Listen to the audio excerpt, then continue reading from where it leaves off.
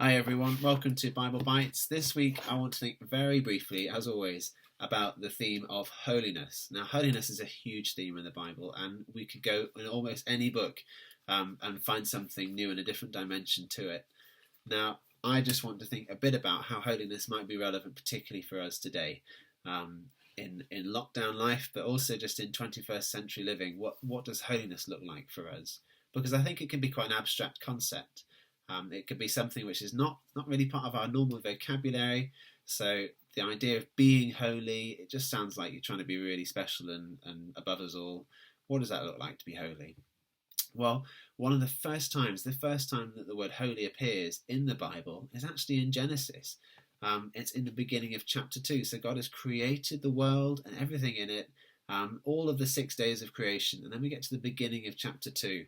And it says this. I'm just going to read the first 3 verses. It says, "Thus the heavens and the earth were finished, and all the host of them. And on the 7th day God finished his work he had done. And he rested on the 7th day from all his work that he had done. And so God blessed the 7th day and made it holy, because on it God rested from all his work that he had done in creation." 3 times. 3 times it says he had rested from all his work that he had done. That it's emphasizing that he had done a lot of work and that now he is stopping, he is ceasing from that work and is stepping back. Now, I don't think this is a picture of God so exhausted from everything he's doing that he just collapsed because he couldn't do any more. If that was me doing lots of work, yes, that would be true. But with God, that's not the picture they're trying to paint for us. The author is trying to show us that God stops from his work, and it's not because he's exhausted. Now, that's something that's important for us today, because why do we have a day off? If we manage to have a day off every week, if we manage to find time, or a Sabbath day, or a day of rest, what does it look like? Why do we do it?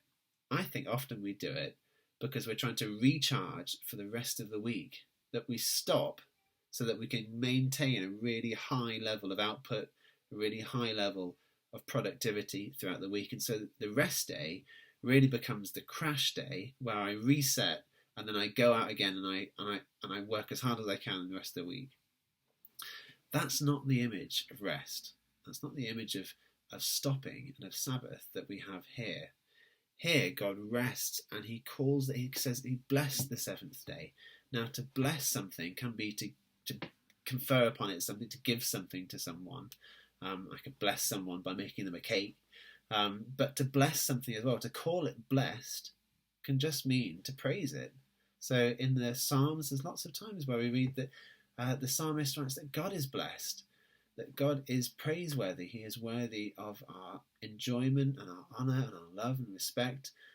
He's worthy of making much of. And that's what God says here. He says of the 7th day, he says of this time of stopping, it's worthy of being praised. It's worthy of enjoying. I think there's a sense in which God is now enjoying his creation. And isn't it interesting that that's the first time we see the word holy in the Bible? A few hundred years ago, Benedictine monks decided that they wanted a way of making their prayer times throughout the day in their monasteries more regular.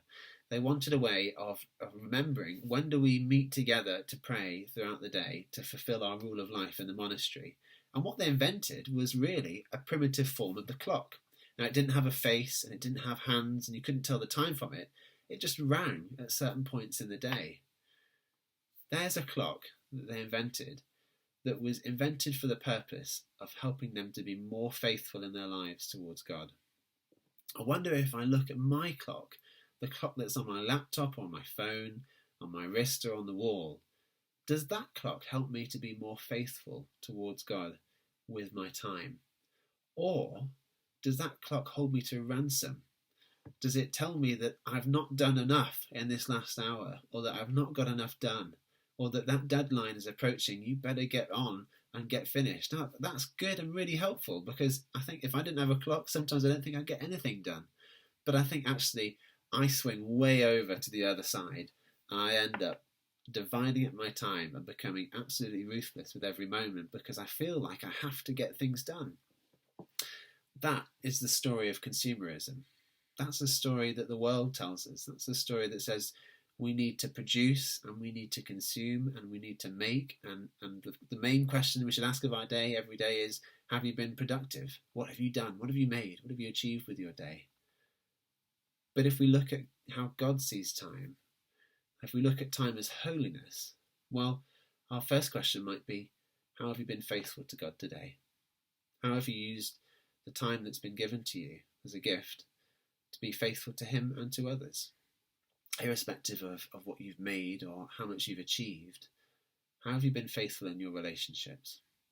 It's a very different way of seeing time, and I think it's a window into what holiness might be and might look like in the Bible. Just a quick thought. Let me know what you think, and look forward to hearing about it. Thank you.